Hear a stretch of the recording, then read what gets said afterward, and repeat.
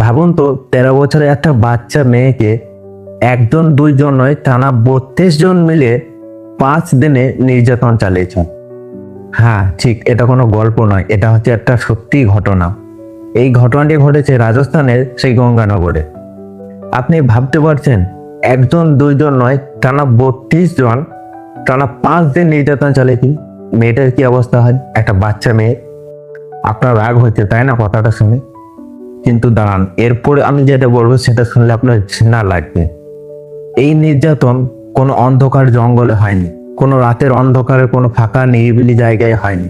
এটা হয়েছে শহরের মাঝামাঝি জায়গায় 4টি হোটেলে এই নির্যাতন চলেছে, যেখানে বিভিন্ন সিসিটিভি থাকে, রেজিস্টার খাতা থাকে, বিভিন্ন স্টাফ থাকে। এরকম জায়গায় এই কাণ্ডটা ঘটেছে।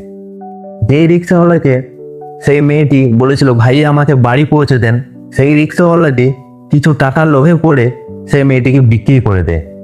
কাকে বিক্রি করে? একটা শিক্ষিত ইজ্জতওয়ালা হোটেল মালিককে বিক্রি করে, যার এইসব ব্যবসা আছে। 5 দিন ধরে ওই মেয়েটিকে এক হোটেল থেকে অন্য হোটেল, 4টা হোটেল, এক রুম থেকে অন্য রুম, এবং 32 জন জানোয়ার বলা ঠিক হবে, 32 জন জানোয়ার মিলে সে মেয়েটিকে নির্যাতন করে। ভাবতে পারছেন মেয়েটির অবস্থা? মেয়েটি কত জোরে চিৎকার করেছে, কত জোরে সাহায্যের হাত বাড়িয়েছে, কিন্তু সাহায্য সে পায়নি। 13 বছরের বাচ্চা মেয়েটি যখন চিৎকার করে, তখন সেই চিৎকার যাতে হোটেল রুমের বাইরে না যায় সেই জন্য তাকে মদ পান করানো হয়নি। কি জঘন্য একটা কাণ্ড! সবথেকে বড় কথা কি জানেন? 32 জন লোক নির্যাতন করার পরও মেয়েটি বেঁচে আছে। আমাদের দেশে মেয়েদের সুরক্ষা কোথায়? প্রত্যেক দিন 80 জনেরও বেশি মেয়ে ধর্ষণ হয় আমাদের দেশে, প্রত্যেক দিন। 18 জুন রাত 10:30টার সময় সেই মেয়েটি, বাচ্চা মেয়েটি 13 বছরের, সে একটা রিক্সা ভাড়া করে এবং সে সেই রিক্সাওয়ালাকে বলে যে আমাকে বাড়ি অব্দি পৌঁছে দিন। সেই রিক্সাওয়ালা তাকে বাড়ি না নিয়ে গিয়ে তাকে হোটেলের দিকে রওনা দেয়। সেই মেয়েটি তখন জিজ্ঞাসা করে যে এদিকে কেন যাচ্ছেন? তখন সেই রিক্সাওয়ালাটি বলে আমি সামনে একটা হোটেল আছে, ওই হোটেলে আমার একটু কাজ আছে, কাজটা কমপ্লিট করে তোমাকে বাড়ি পৌঁছে দেবো। সেই নিস্তব মেয়েটি তখন কিছুই জানতো না এবং হোটেলের সামনে রিক্সা দাঁড় করিয়ে রিক্সাওয়ালা হোটেলের ভেতরে ঢুকে। এই নিস্তব মেয়েটি বাইরে রিক্সাতে বসে আছে, সে কিছুই জানে না, অথচ হোটেলের ভিতরে তার দাম দর শুরু হয়ে গেছে। ভাবতে পারছেন? তারপর থেকেই শুরু হয় সে টানা 5 দিনের সেই ঘটনা।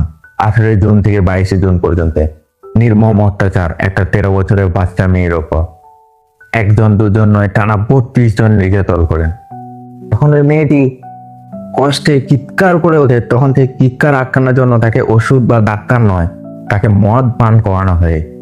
এই কাণ্ডে শুধুমাত্র রিক্সাওয়ালা এবং ওই 32 জন দায়ী নয়, এই কাণ্ডে রিক্সাওয়ালার দায়ী, ওই 32 জন লোকও দায়ী আছে এবং হোটেলের ম্যানেজার, হোটেলের স্টাফ সবাই দায়ী এই কাণ্ডে।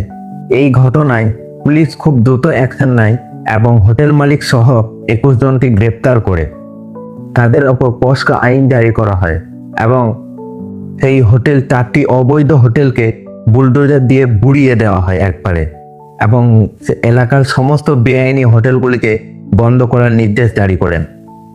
এই গঙ্গানগরের ঘটনাটি শুধু একটি অপরাধ নয়, আমাদের সমাজের বুকে এক গভীর ক্ষত রেখে দিয়ে গিয়েছে।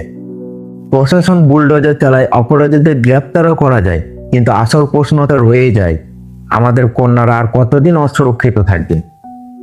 আমরা আশা করব যে এইসব অপরাধীদের এমন শাস্তি হওয়া দরকার যাতে ভবিষ্যতে কোনো অপরাধী এইসব ভাবনা চিন্তা মাথায় আনলে